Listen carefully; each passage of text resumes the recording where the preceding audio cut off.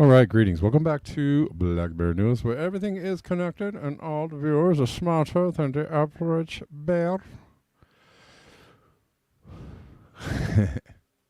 The bear energy is good. Oh, so I'm sorry about the last minute time change today, guys. I had a really long day. I just got back from a very, very long day. And I was... I had some things to do this morning, and I was wondering, I just didn't really have it figured out how I was going to do today. As I have mentioned just a few times, my schedule is really kind of crazy. And now it's getting crazier because... All right, Osama's upside down on Rumble. Very good. Very good. Little crazier because my daughter's back in school. And so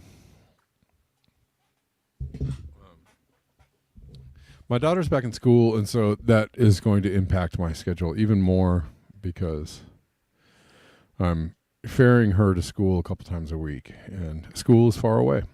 So that's the deal with that. So you would not be here if you didn't choose a later time, Gene. Okay, well that's good. So we're 11 o'clock is still the time. I think. I don't know. It's so hard. So hard to pick a time. I don't know, y'all. I don't freaking know. Yeah, it's just really difficult to schedule all the things I got to do in life. You know what I mean? We're sticking with 11 right now, okay? So let's stick with 11. Sticking with 11 until further notice. There might be an outside chance we go back to 4, but I don't know yet. And I'll let you know when it happens. Okay. But good to see you all. Sorry for the late start. As I mentioned, I just got home and I'm trying to do a lot of things. But I'm happy to see you all here. Gene, Bella, Shanholzer, Kay Shanholzer. What's up, man? I feel like it's been a little while since you've been here. Max Sarjay, Lone Wanderer. We got a couple folks on Rockfin. Rockfinners, what's good? What's good? Okay, let's get into it.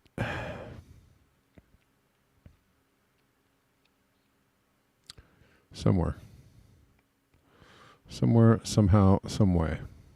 Let's get into it.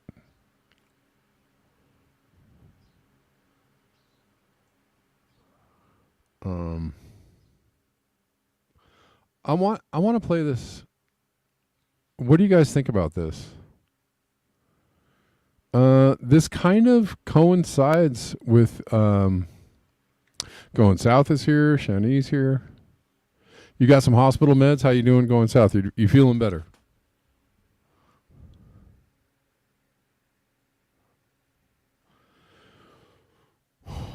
Oh, the Unstoppables here. All right, cool. People rolling in.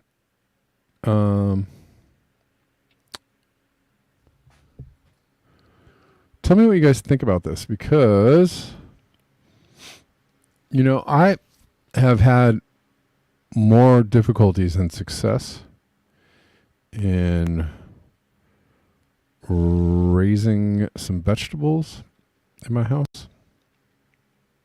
I think it's mainly due to the UV and the sun. The UV, the sun, and the it's very hard to keep things. It just feels very dry, right?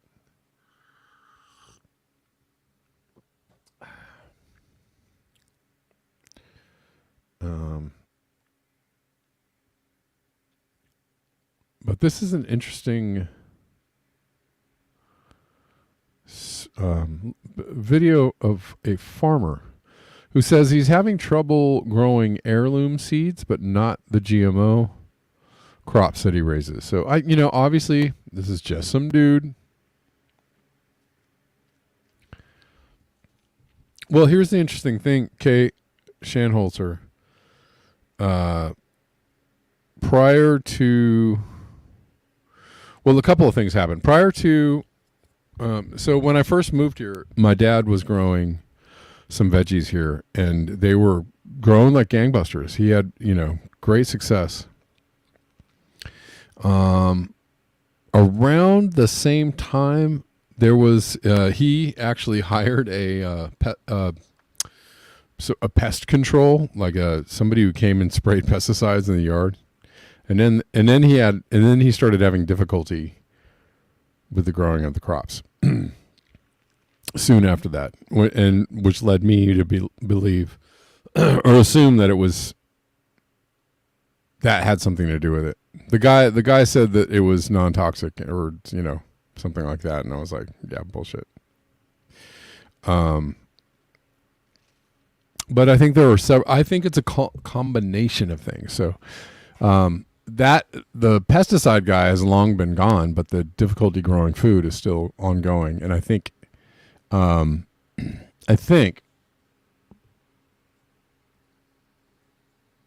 a lot of factors, right? So let's listen to this guy.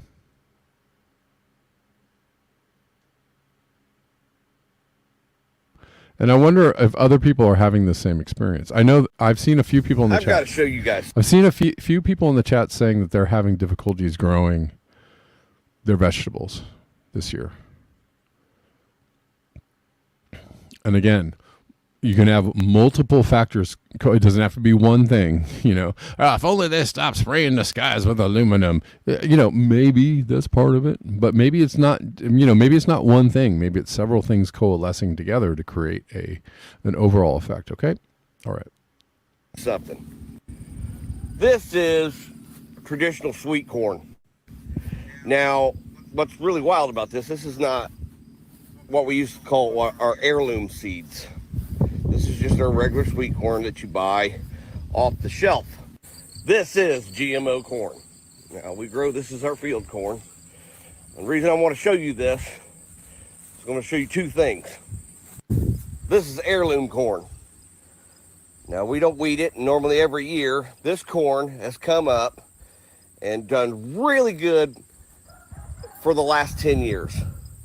Same seed, so I've grown it over and over, and we rotate our crops. But also you look at the sunflowers. Once you look at them sunflowers, the sun, I can't see it, well, the sun basically is right there, and they've got the flowers have turned away from the sun. This is not something, obviously, if you look down this, that's our garden. We grow over an acre worth of just garden. So what I'm trying to get at is something's not right. There's two things here, right? The amount of aluminum in our soil now is 5 times to 10 times higher than it was even last year. let me show you something else. Now that sweet corn is bought, like I said, from the store, so it's not an heirloom seed. It's supposed to be an all-natural seed. It's non-genetically GMO, but I'm starting to doubt it. However, these are cucumber plants. Now, traditionally, those cucumbers, I'd have so many. After putting them on the stand, we'd be giving them away, giving them to food pantries and our corn, you know, the heirloom corn. We'd be giving it away. Our garden this year has suffered the worst. It's not due for not water. These are some of our hot pepper plants. Normally, these plants, I would have so many of these hot peppers that you wouldn't be able. I wouldn't be, like I said, I couldn't sell enough of them. We'd be giving them away, and hopefully we have a better garden next year. So we still got enough that we're going to be able to maintain costs, operational costs. We still have our vegetable stand.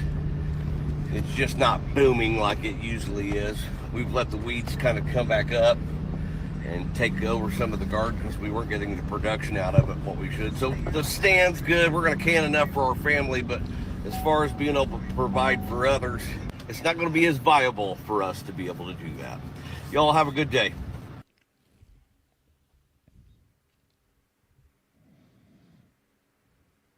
Okay. Well, yeah, hot peppers are a red flag. Usually love real hot sun.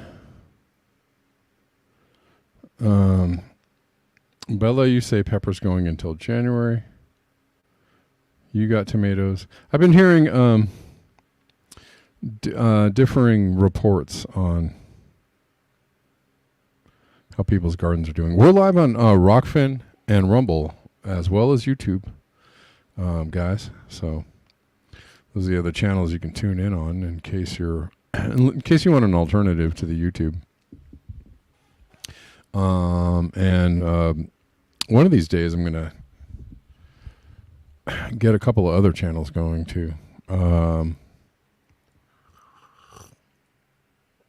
Just to give people some other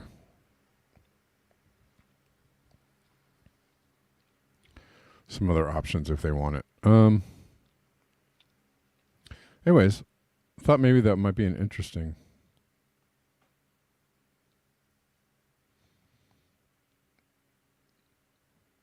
He's saying that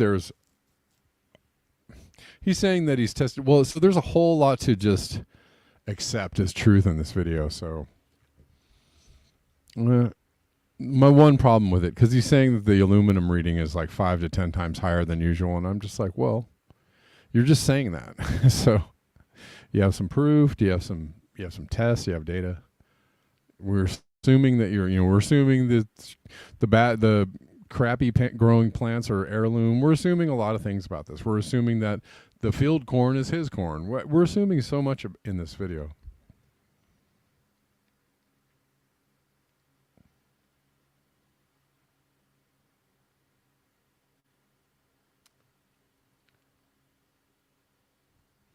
Anyways. But interesting nonetheless, I think. Here's a really wild video from Obsolete put this in the Telegram chat. By the way, if you want to join a 24-hour Black Bear News chat, it's in the Telegram. There's a link to it in the description box of whatever platform you're watching on. So what you do is download the Telegram app, you join the chat. We'll figure out another alternative for this if you don't like the Telegram. We'll figure out another, a less invasive one. But if you want to get into the Telegram chat, it's there. People are there. People are chatting. People are posting links. I have actually not been very present on the Telegram chat lately, but there's plenty of stuff going on. Plenty of conversations and stuff to look at there. So if y'all want to join.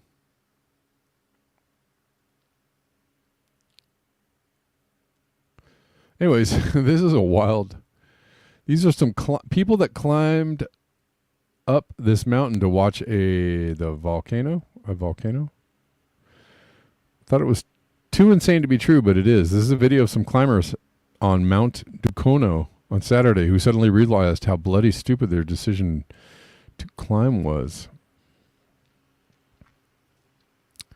And these other people are up here too. So this is really wild footage here. Let's watch it again. Here's some people. Look at these people up here, and they're like, oh my God. We don't want to get hit by that pyroclastic cloud.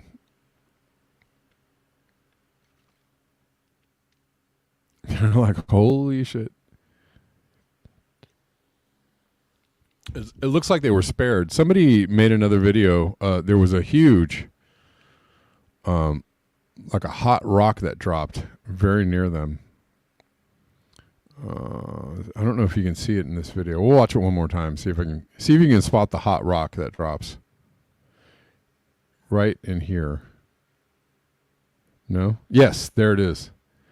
Hold on, I'm going to go back. Look at this. Look at this. Right there. Wham. They're like, these people were so lucky. They didn't get hit by a rain of that stuff. Want to see it again?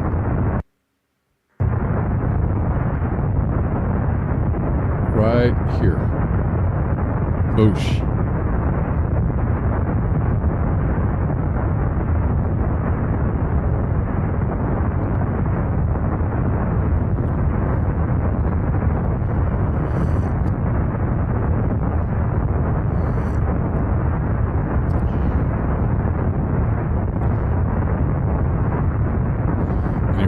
Sorry, I'm not really doing a good job. But these people are trying to get down this hill, and the other people are just kind of chilling there. We'll watch one more time from the end here, just for the end.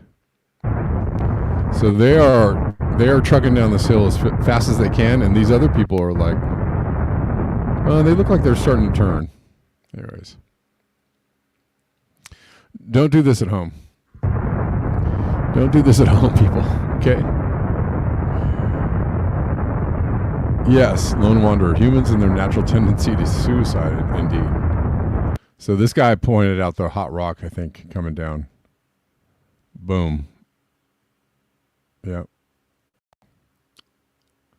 I don't know about the survival, honestly. I know you're asking me. I just don't know.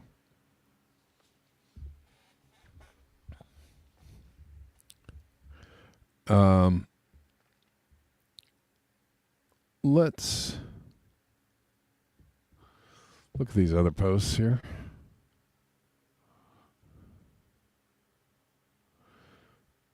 Definitely going south. Don't build a volcano in your garden. Don't invite the aliens over for tea. You know, a couple of just common sense things.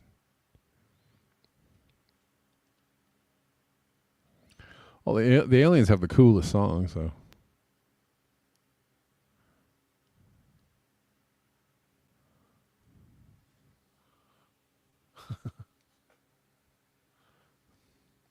Rich Diana, join the club.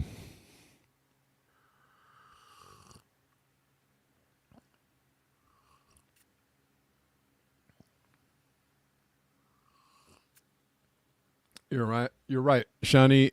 If something would have happened to them, emergency people would have to have risked their lives, and maybe they wouldn't have. Maybe they would have been like, "That's tough luck on you. We're not going up there." All right. What are we looking at here?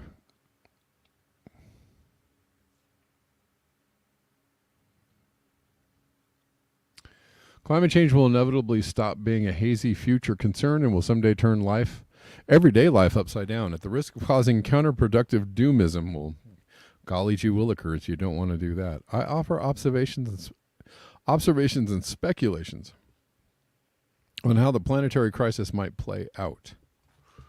Okay. Jeff Masters. When will climate change turn life in the U.S. upside down? Intensifying extreme weather events and insurance crisis are likely to cause significant economic and political disruption in the U.S. sometime in the next 15 years. So he's calling it a lot sooner. A lot sooner than because the common narrative has been end of the century, and then it started to creep up a little. Even the conservative people were like, well, maybe 2050 or 2060 things might be a little bit get a little bit wiggly. And now people are like, again, kudos to Guy McPherson, because more people are not moving away from his point of view on the situation, but moving towards. So as time goes forward, more and more people have come to the same conclusion, right? Sabine, the other day in the video I played, have come to the same conclusion. It is worse than they're letting us know. It is way sooner than we expect it to happen. Right? So, just like the conspiracy theorists who say, oh, everything, we're 100% correct on everything. You're not 100% correct, actually. Take that back. But, correct on a lot of things. Give credit where credit is due. Conspiracy theorists say, well, it seems like all of our theories seem to come true.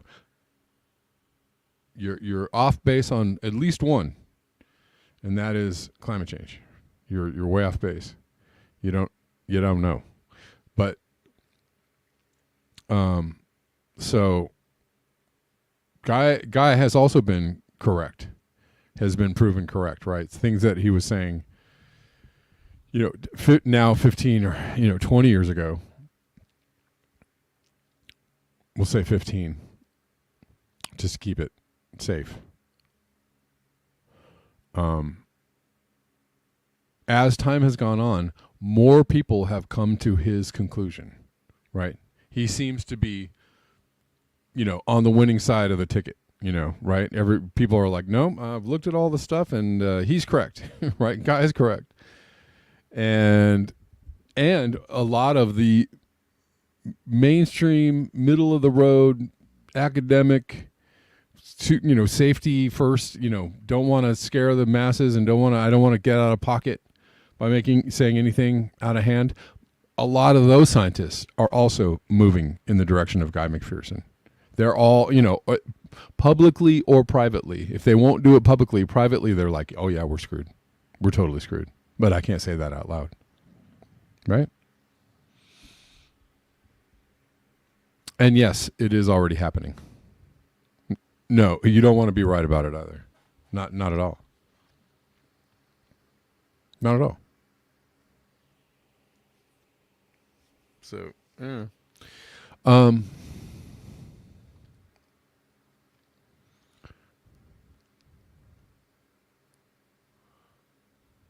The words of explorer John Wesley Powell on the eve of his departure into the unexplored depths of the Grand Canyon in 1869 best describe how I see our path ahead as we brave the unknown rapids of climate change. We are now, well, before I read any more, so now the timeline is, I'm going back to the beginning of this article, the timeline is now 5, 10, 15 years from now, things will not look anything like they look now. That's how fast it's going to change. Unfortunately. We are now ready to start our way down the great unknown. We have an unknown distance yet to run, an unknown river to explore. What falls there are, we know not. What rocks beset the channel, we know not. What walls rise over the river, we know not. Ah, well. We may conjecture many things. The men talk as cheerfully as ever. Jests are bandied about freely this morning. But to me, the cheer is somber and the jests are ghastly. Powell's expedition made it through the canyon, but the explorers endured great hardship, suffering near drownings, the destruction of 2 of their 4 boats, and the loss of much of their supplies. In the end, only 6 of the 9 men survived. Likewise, we find ourselves in an ever-deepening chasm of climate change impacts, forced to run a perilous course through dangerous rapids of unknown ferocity. Our path will be fraught with great peril, and there will be tremendous suffering, great loss of life, and the destruction of much that is precious. It is inevitable that climate change will stop being a hazy future concern and will someday turn everyday life upside down. Very hard times are coming. At the risk of causing counterproductive climate anxiety and doomism, I offer here some observations and speculations on how the planetary crisis may play out using my 45 years of experience as a meteorologist, including 4 years of flying with the hurricane hunters and 20 years blogging about extreme weather and climate change. The scenarios that I depict as the most likely are much harsher than what other experts might choose, but I've seen repeatedly that uncertainty is not our friend when it comes to climate change. This will be a long and intense ride, but if you stick through the end, I promise there will be a rainbow. Oh boy, we love rainbows. By late this century, I am optimistic that we will have successfully ridden the rapids of the climate crisis, emerging into a new era of non-polluting energy. Oh my God. All right. Gag me with a gag me with a with a gag me with a chopstick. That's what I was saying.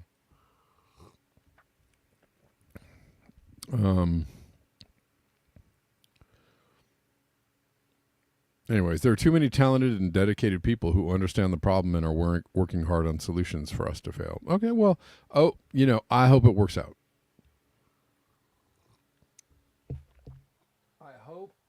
I hope that all of that works out. But you also kind of got to let people in on the reality that maybe it's not going to work out. Maybe it's going to look totally different, and it's going to be survival mode. It's okay to let people know that. Ooh, this is long. Don't know if I'm going to read this whole thing, but we'll try. Although there is a major climate change hurricane approaching, we're busy throwing a hurricane party, charging up our planetary credit card to pay for the expenses with little regard to the approaching storm that is already cutting off our escape routes. This great storm will fundamentally rip at the fabric of society, creating chaos and a crisis likely to last for many decades. What if it keeps getting worse, Jeff? What if it doesn't stop getting worse? Then what?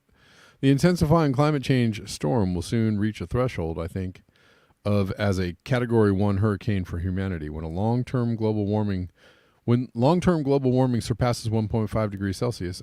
Please get into reality. It is already above that. Above pre-industrial temperatures, a value increasingly characterized over the last decade as dangerous climate change. For humanity as a whole, this amount of warming is risky, but not devastating. Global warming is currently at about 1.2 to 1.3 degrees. I don't know if I can take reading much of this if he's going to not be in reality about it, but let's keep going. Above pre-industrial temperatures and is likely to cross the 1.5 degree threshold in the late 2020s, early 2030s. My God, man. Assuming that we don't work exceptionally hard to reduce emissions in the next 10 years, the world is expected to reach 2 degrees Celsius of warming between 2045 and 2051. That is incorrect. And that's in 10 years. We're going to reach 2 degrees. We're already at 1.68-ish. And I know there are a lot of different calculations out there. But we'll go with 1.6-ish. 1.7.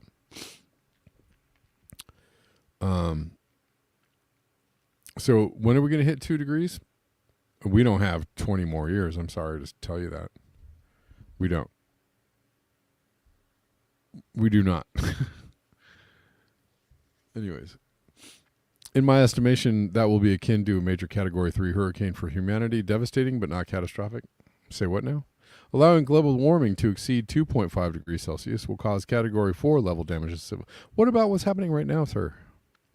Approaching the catastrophic level and warming in excess of 3 degrees Celsius will likely be a catastrophic Category 5 level superstorm of destruction that will crash civilization. That is the wrong timeline. We must take strong action rapidly to rein in our emissions of heat-trapping gases to avoid that outcome and build great resilience to the extreme climate of the 21st century that we have so foolishly brought upon ourselves. All right.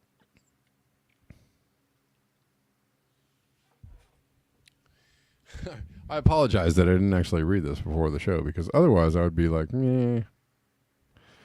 I don't have the patience.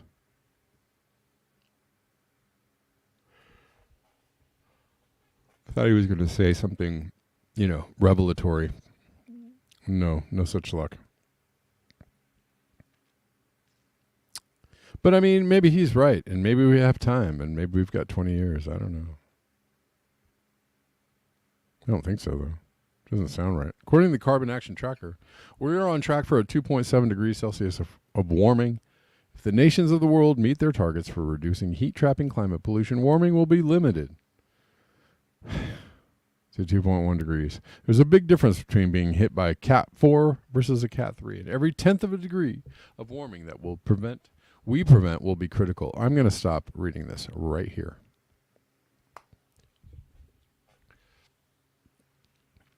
No. No.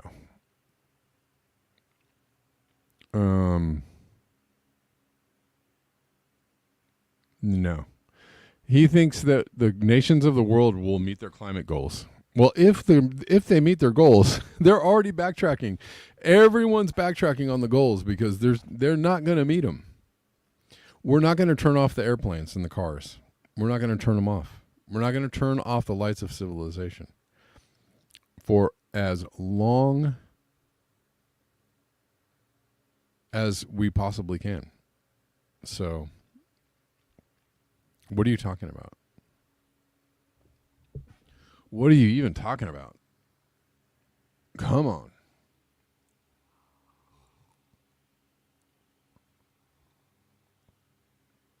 If you're going to play the what if game, he's trying to be positive. Yeah, I mean, if you're going to play the what if game, at least ask the right, at least put it in the right context. What if humans woke up and realized that the only way out of the disaster that we're heading for, or the only way possible to mitigate it, is to stop doing the things that we think are what everybody's supposed to be doing? Right? Stop thinking that, the way that we live is the only way to live, and anybody who doesn't live that way is a crazy lunatic, right? That's the better what if to play, if you're going to play a what if. But you're talking about within the parameters of our civilization, like, what if we figured out a way to trap all the carbon and then not burn the carbon and keep civilization going? It just doesn't, nothing, it's just bad math, bad physics, and bad ideas. Anyways, I'm sorry to be so negative. Well, look who woke up on the wrong side of the bed today. No, I'm not being, I'm just trying to point out some reality here. Just pointing out some reality. Sorry. Word, Rich Diana, thank you so much for the tip on Rockfin. I appreciate you. Rich Diana says, you're doing great, Kevin. Keep it going. Thanks, man. I'm a-trying. Well, let's look at some right now. Well, we'll take a break from this. We already burned the carbon. Exactly. Let's take a break from this article here, and let's look at right now. What's happening on the planet right now? Let's stop supposing about the future. Let's stop thinking, let's stop the imaginary timelines and the what ifs And hopefully humanity, there's a lot of smart people out there working on this problem, and they're going to figure it out. You want more brain fallout? All right, I'll give you more brain fallout. Sorry, that sounded a little bit threatening. Excuse me.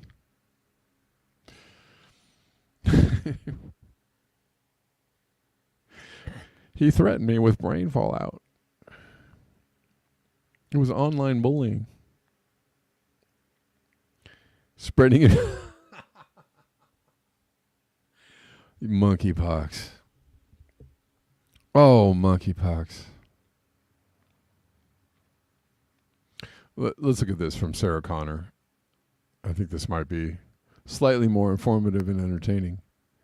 24 hours of devastating global flooding. The planet desperately seeks equilibrium at human civilization's expense. Now we're cooking with gas. Here we go. Sarah Connor is going to give it to us. And give it to us straight. 24 hours of liquid death. Floods from the past day alone. These videos are from the past 24 hours. One day of unimaginable destruction around the planet. Unimaginable until it happens to you. To the doubters, I get it. Floods happen. But highly damaging floods are happening more frequently. We've barely kissed 1.5 degrees and destruction is noticeably accelerating. Right. So we're, whatever. We're hovering. We're, 1.4 to 1.68 or something. We're in the realm of 1.5. Okay.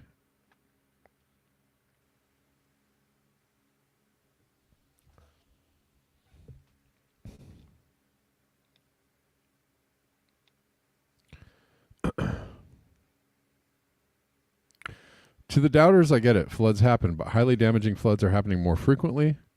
For the time being, we can recover. However, costly attempts to rebuild infrastructure will eventually prove pointless as it is torn down repeatedly. Even if you don't live in a flood-prone area, this affects you. Flooded crops decimate food production. Money spent on repairing infrastructure means less money for healthcare. Desperate populations who have lost everything will seek new places to live. This affects us all. Mexico. She said I was going to play this one already, so she said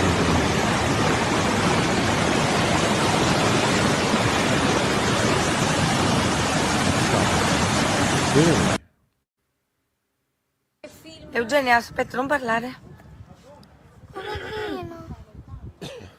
Ragazzi, perché sta venendo verso di magari noi? That's wild. dal porto turistico non fate Huge arrivare. water spout. This is also Italy.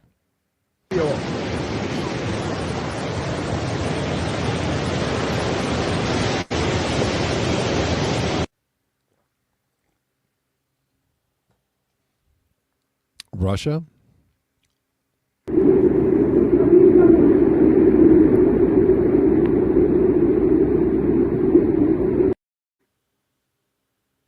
More Russia?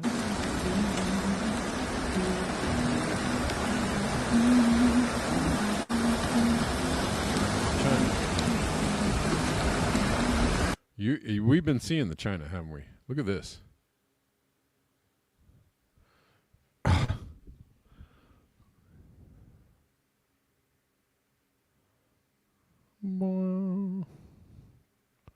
They're all just waiting their turn to float down the river. New York.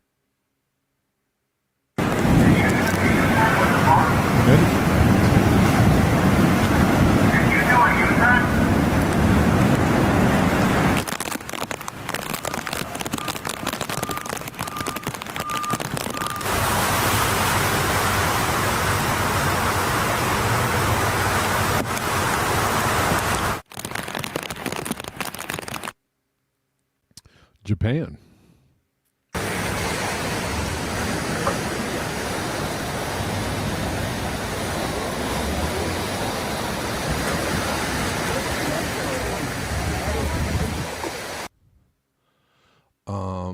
I really love that people are doing these aggregations of all these floods. Connecticut, I was going to play this one too, so thanks for saving the music.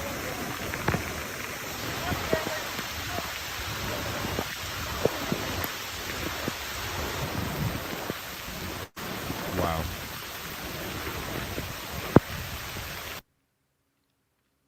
This is also Connecticut. Holy shit.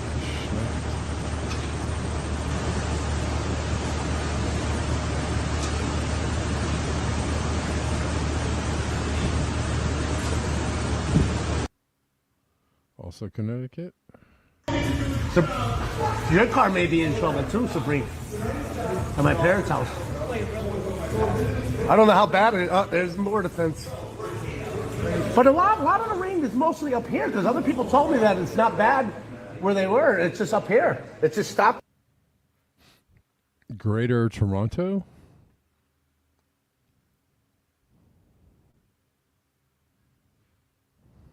This is Highway 410.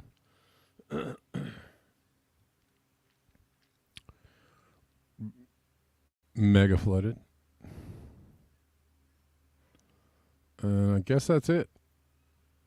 Anyways, thanks Sarah Connor for putting that together. I mean, this is 2024. This is now. This is not.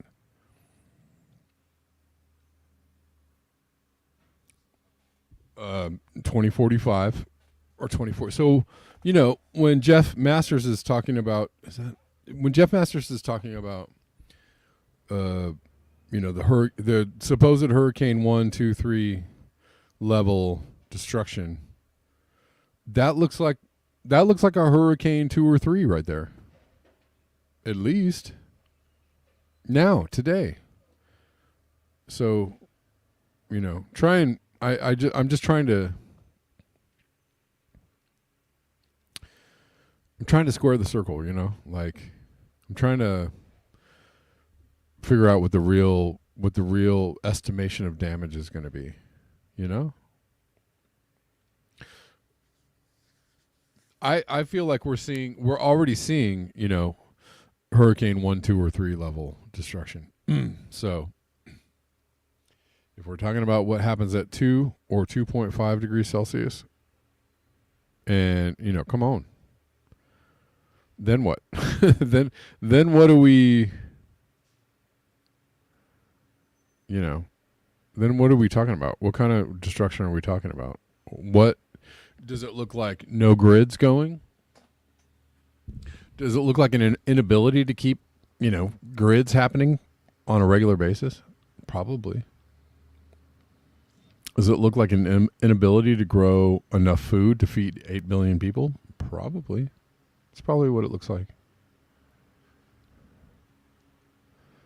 But people are already having a problem with growing crops. That's happening today. Now, that looks like what? A, you know, pretty good level of destruction. What does it look like if it's, you know, 50% worse, 75% worse, 100% worse? What does it look like?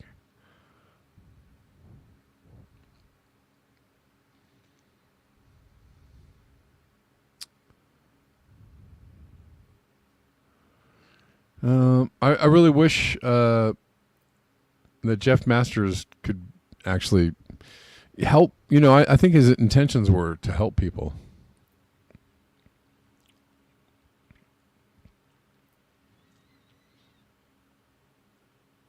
You know? I don't think that he's trying to mislead people. Oh, there's something else new out.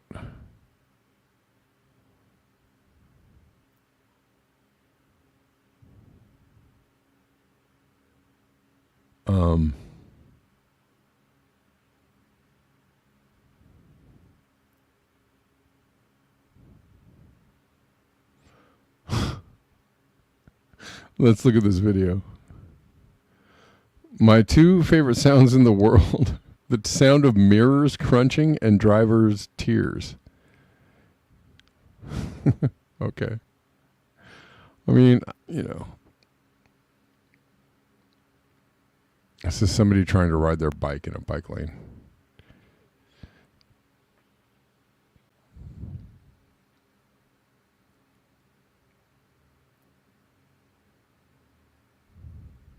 What is Jevon's paradiddle? Is that like Bella? Jevon's paradiddle is like the more intricate the drum fill, the less interesting it is. Is that what it is? I think that's what it is. I can't really hear it. Can you hear any crunching mirrors? Let's hear. Let's listen again.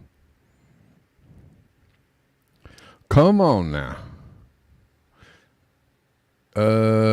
These bike lanes and sidewalks are used by families. Respect them. That's the upshot. Can we see the video, please? Come on. Play already. Here we go. Oh boy. Issues.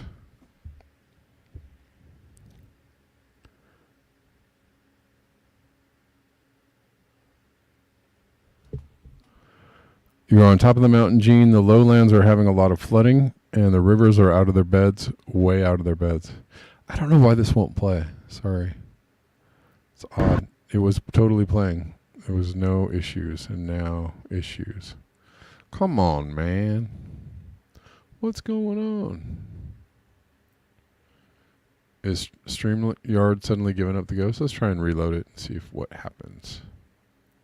See for what happens. It's hot, man. It's hot.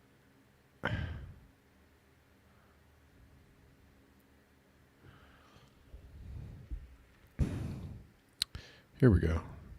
It's playing. It's just trying to get it to play with the sound. Come on. Can we play with the sound?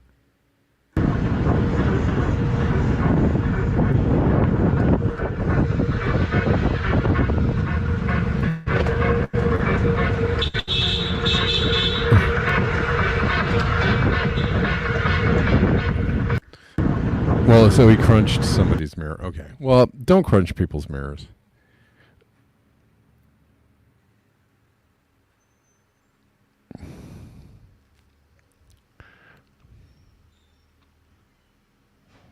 Gene says, Kevin's suggestion, one day on agriculture production, will there be real olive oil to be bought? Rice. Yeah, we can look at that. Definitely olive oil. Well, there are several things impacting the olive oil. Well, production is down, but there's also a lot of black marketing of olive oil too. Oh, this is what I wanted to play. Yeah. So there was a new study out on planetary cooling by global sea ice and the loss of planetary cooling from the global sea ice. We'll look at this before we go.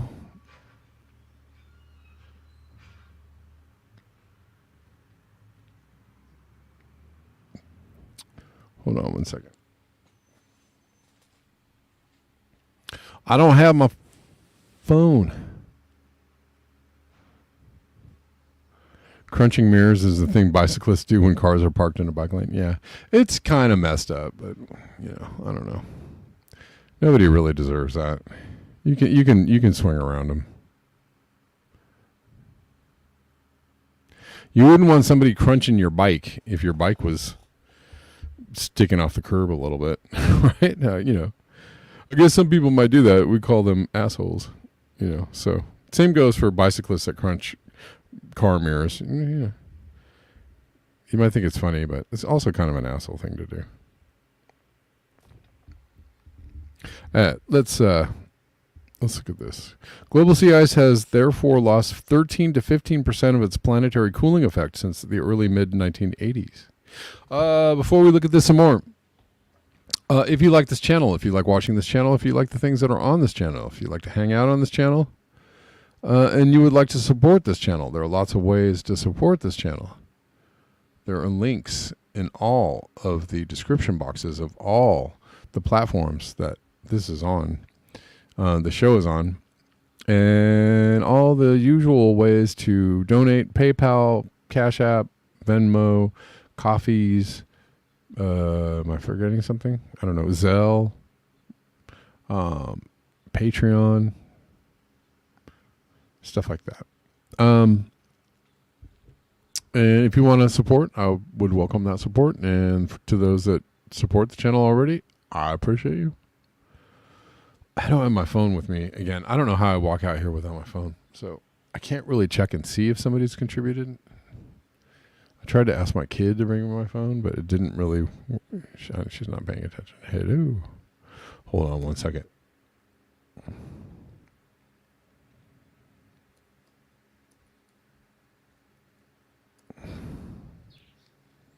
Oh, I know what needs to happen. Hold on one second. Hold on one second, guys. Okay.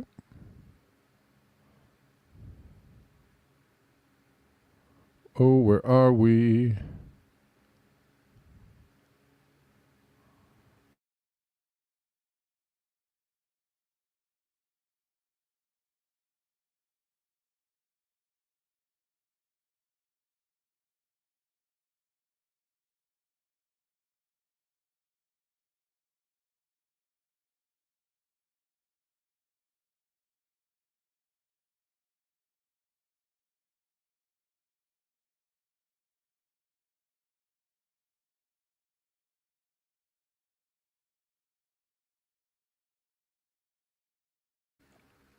Okay, let's look at this. Excuse me.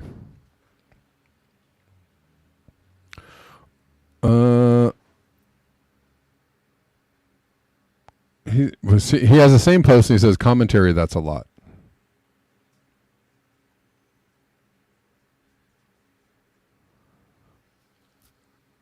And this is from Geophysical Research Letters. Earth's sea ice radiative effect. We'll read the abstract. Thank you.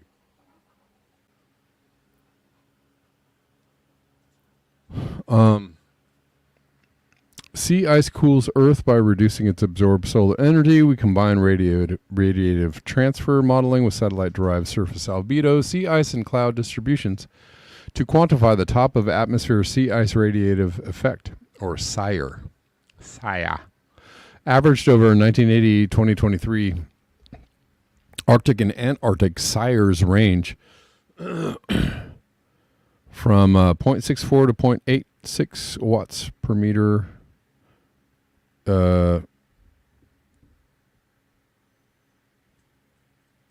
What is that minus 2? That's not squared.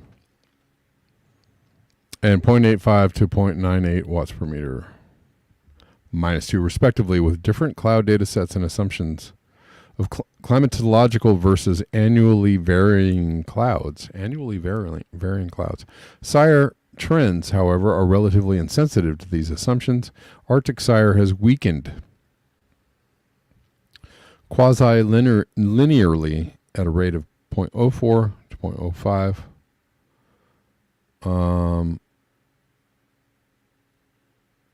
watts per meter squared. I don't know. Don't know if I'm messing that up. Implying a 21% to 27% reduction, 21% to 27% reduction in the reflective power of Arctic sea ice since 1980. That's a ton.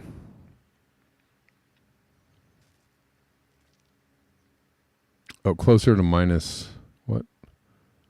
13 to minus 22 degrees. Okay.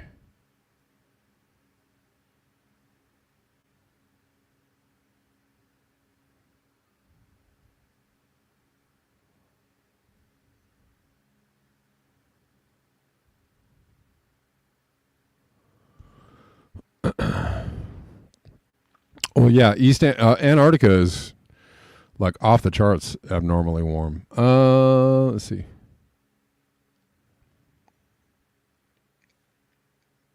Global sea ice has therefore, let me see, Antarctic sea ice exhibited a regime change in 2016, resulting in 2016 to 23 Antarctic and global SIRE being 0.08 to 0.12 and 0.22 to 0.27 watts per meter squared weaker, respectively, relative to 1980 1988. Global sea ice has therefore lost 13 to 15% of its planetary cooling effect since the early mid-1980s, and the implied global sea ice albedo feedback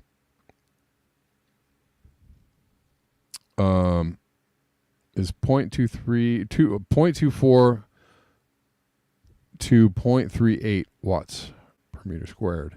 We quantify the top of atmosphere radiative effect of global sea ice with historical surface, etc. I just read that already. Plain language summary.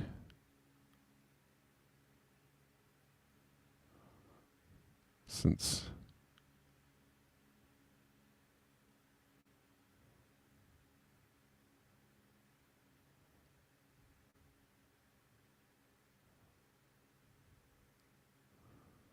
let's see.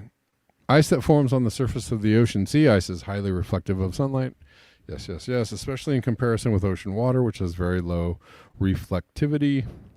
Sea ice therefore cools Earth by decreasing the amount of sunlight that it absorbs. We present a measure of this planetary cooling effect and evaluate how it has changed since 1980.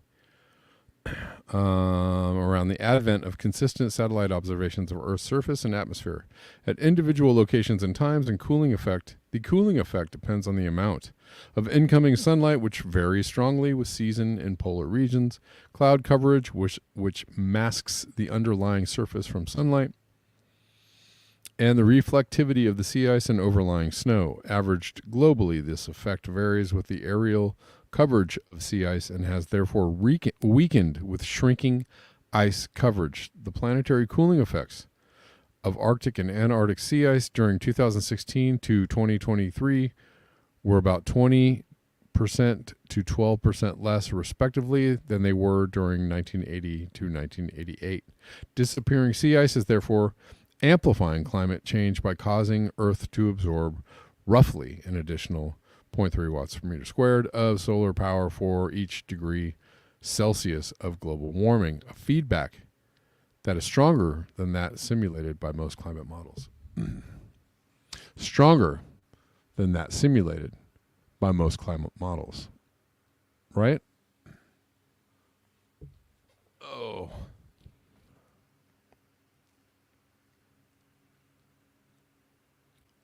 That's not good, is it?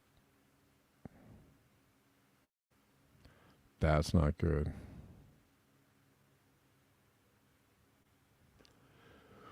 Okay. What were we talking about earlier? Faster than expected, much worse than expected. And the science seems to back that up. Science comes out and says, oh, our models are way off, or not nearly as extreme as they, right? And they're not taking into account the extremes that they should be. You know. Hold on one second.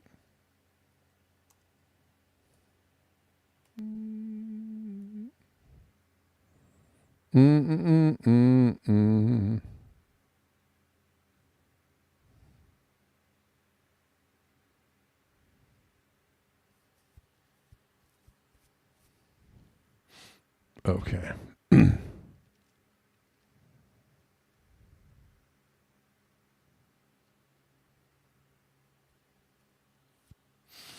All right, guys. That about does it for me. I've lost all my steam. I'm going to see if I need to thank anybody today.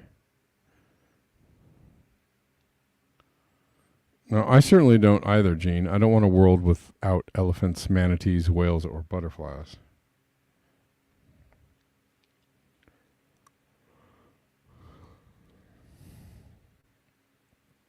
All right. That's it. Get out of here. Richie Medhurst was arrested?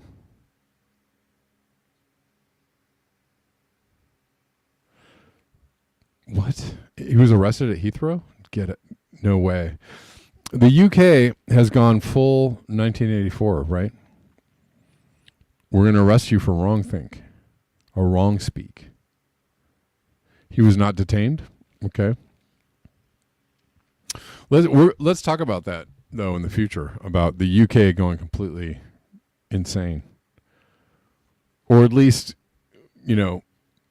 following in the footsteps of an extremely dystopian, future that was described in a particular book.